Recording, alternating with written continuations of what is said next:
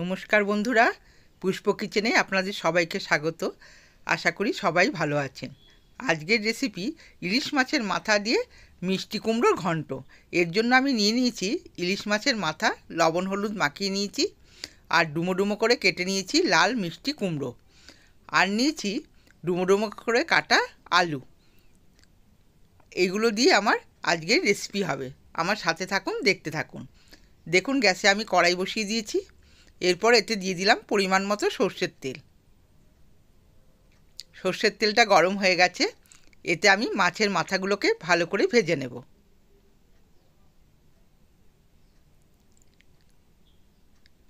এখন বর্ষাকাল, ইলিশ মাছ প্রচুর পাওয়া যাবে, আর ইলিশ মাছের মাথা দিয়ে মিষ্টি কুমড়োর ঘন্ট খেতে খুব ভালো লাগে।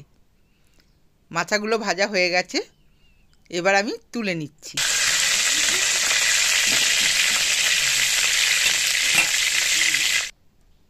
এবার ওই তেলেতেই দিয়ে দিলাম তেজপাতা আর সামান্য গোটা জিরে। আলুগুলোকে দিয়ে দিলাম, আলুগুলোকে ভেজে নেব।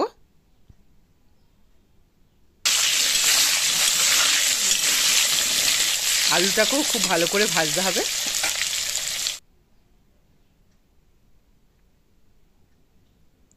এবার মোটামুটি আলু ভাজা হয়ে গেছে। এতে আমি কুমড়োগুলোকে দিয়ে দিলাম। এই রান্নাটা করতে বেশি টাইম লাগে না। আলু আর কুমড়ো ভালো করে মিশিয়ে ভেজে নেব, যতক্ষণ না কুমড়োর কাঁচা গন্ধটা যাবে। ভালো করে ভাজতে হবে। পরিমাণ মতো লবণ দিয়ে দিলাম, আর পরিমাণ মতো হলুদ। কাঁচা লঙ্কা দিলাম। আপনারা যে যতটা ঝাল খাবেন সেইভাবেই কাঁচা লঙ্কাটা দেবেন।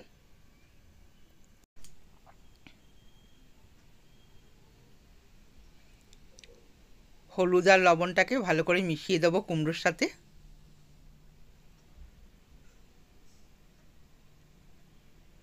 এবার ঢাকা দিয়ে ভেজে নেব।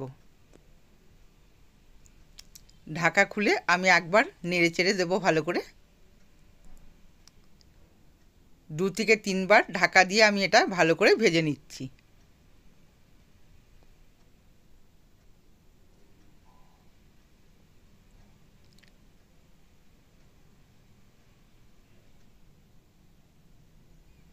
এবার দিয়ে দিলাম জিরের গুঁড়ো। পরিমাণ মতো জিরের গুঁড়ো দিয়ে দিলাম। আর এই রেসিপিটায় আমি মশলার ব্যবহার বেশি করব না। সামান্য জল দিয়ে জিরে গুঁড়োটাকে ভালো করে কষিয়ে নেব। যেহেতু ইলিশ মাছটা আছে, মশলা সেরকম লাগবে না।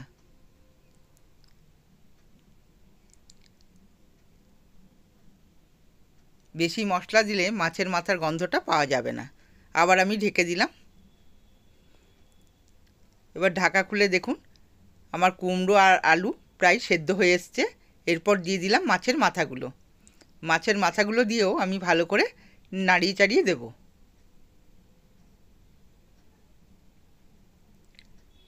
সামান্য চিনি দিয়ে দিলাম।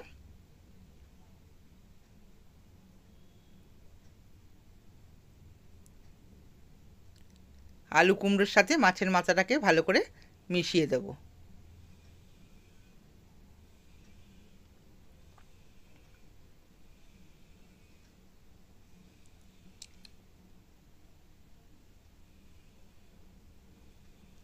আলুটাও দেখুন কত সুন্দর সেদ্ধ হয়ে গেছে। আমি বেশি জল ব্যবহার করিনি। ঢাকা দিয়ে দিয়ে বারবার এটা করে নিলেই খুব ভালো হয়। বন্ধুরা, আমার ভিডিওগুলো যদি ভালো লেগে থাকে, লাইক, সাবস্ক্রাইব এবং কমেন্টস করে জানাবেন। আজকের মতো ভিডিওটা এখানেই শেষ করলাম। ধন্যবাদ।